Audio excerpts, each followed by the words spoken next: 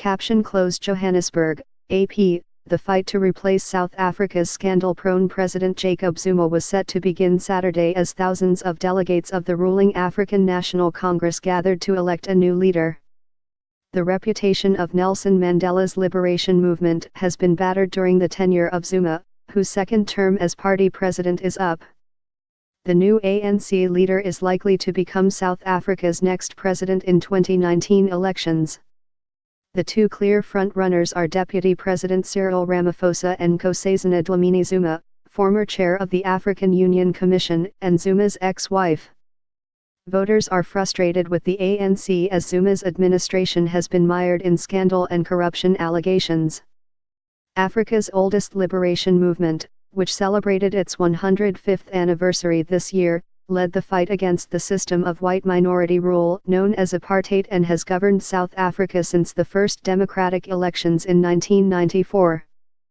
Observers say the party needs to restore its reputation or it could be forced into a governing coalition for the first time. Party divisions run so deep that analysts say either outcome, Ramaphosa or Dlamini-Zuma, could mean the end of the ANC's dominance as members of the losing faction could form a new party.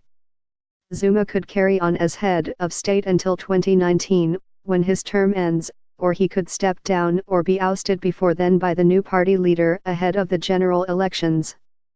Under Zuma, unemployment has risen to nearly 30% and economic growth has slumped.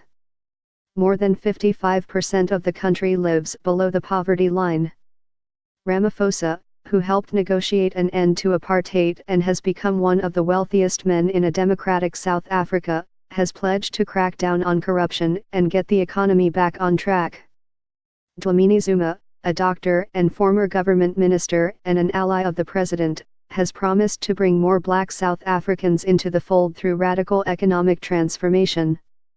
Some South Africans worry, however, that Dlamini-Zuma would be influenced by her ex-husband and perhaps shelter him from prosecution. The growing frustration around Zuma led the party to suffer its worst ever performance in municipal elections in 2016, with its vote share falling below 60% for the first time.